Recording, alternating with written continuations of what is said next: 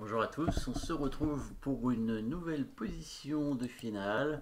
Fou, deux pions contre tour et fou. Normalement, évidemment, l'avantage serait pour les noirs dans cette position, ce qui est le cas, évidemment. Donc les blancs vont chercher plutôt à annuler, hein. Le pion blanc, même s'il n'est pas très loin d'aller à dame, pourra facilement se faire arrêter, évidemment, par la tour. Au pire, la tour pourrait se sacrifier sur le pion. De toute façon, on ne pourrait pas gagner, c'est sûr. Mais le but n'est pas de gagner, c'est de faire nul simplement. Donc on pourrait se dire, bon, c'est pas très compliqué. On va simplement pousser le pion et mettre le fou pour contrôler la case de promotion. Le problème, c'est qu'on a aussi notre roi qui se retrouve en danger, hein, de menaces de mat, avec la tour qui pourrait descendre sur la première rangée et le fou sur la diagonale, et donc il y aurait des menaces de mat sur la case en 1. Et le roi blanc qui peut pas trop se protéger a priori, hein. On pourrait, on pourrait, on pourrait imaginer évidemment de se donner une case de fuite, hein, avec le fou, en simplement bougeant le fou en D3 par exemple pour attaquer la tour. Mais le problème c'est qu'il va faire échec et après oui il va mettre son fou ici et il va bloquer nos pions. Et si les pions n'arrivent pas à avancer, évidemment, voilà, on n'aura aucune chance de faire nul, hein. Les blancs ont quand même une tour de retard. Donc on va chercher les coups forcés, comme souvent, comme d'habitude, et on va rester sur cette idée, hein, des coups forcés.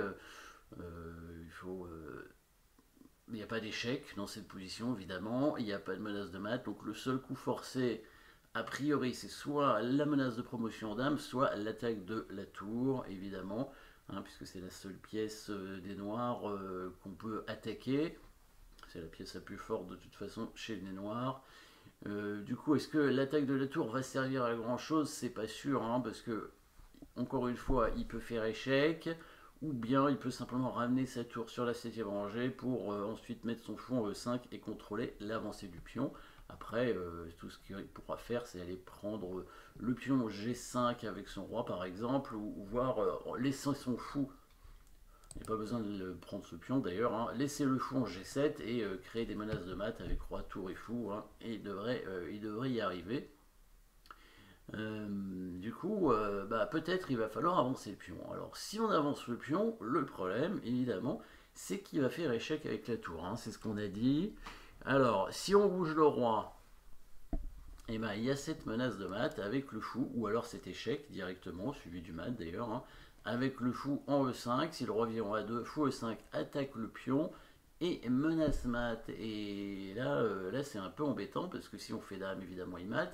Et si on part le mat, ce qui est déjà pas facile à faire, il faudra mettre le fou en B1, bah, le fou E5 va tout simplement prendre le pion, hein. Ça, ce serait assez embêtant, hein, par exemple. Donc on pousse le pion, il fait échec. Et si on met le roi ici en A2, donc le fou vient menacer le mat. Évidemment, on peut rien faire contre le roi. Si on fait dame, on se fait mater.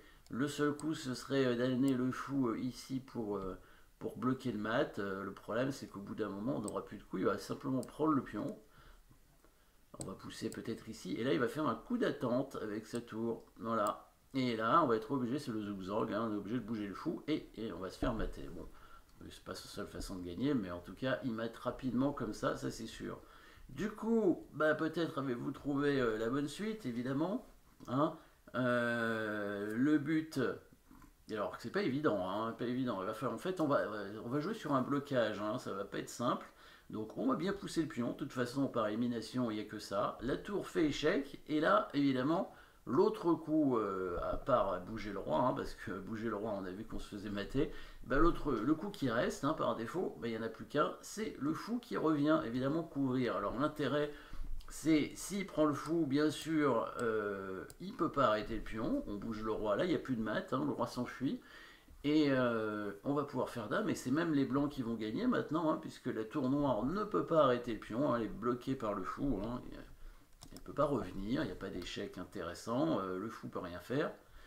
Du coup, il va pas prendre le fou, évidemment. Qu'est-ce qu'il va faire? Eh ben, il va revenir protéger la case de promotion, étant donné que il n'a plus de menace de mat maintenant, hein. Le roi peut s'enfuir en C2, hein.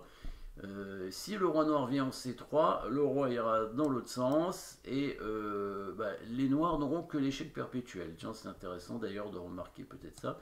Il peut faire ça. On fait dame, on fait échec. Il vient ici obligatoirement et là il peut faire nul comme ça. Échec, c'est tout. Voilà, on peut pas remonter. Donc là, ce serait un échec perpétuel. Les noirs feraient nul. Mais bon, le but des noirs, c'est pas de faire nul, hein. Les noirs vont essayer de gagner.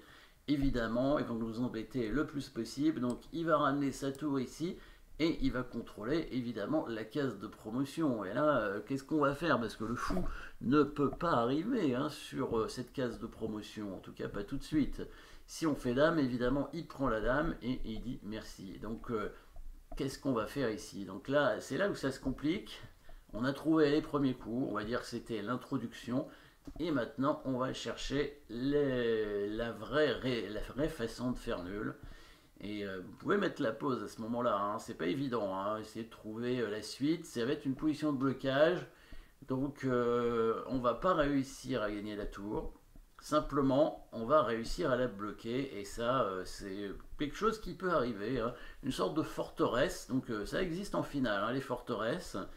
Mais en général, les forteresses, c'est ce qui permet donc d'empêcher le roi et la pièce, en général la dame adverse, de venir nous attaquer sur notre roi.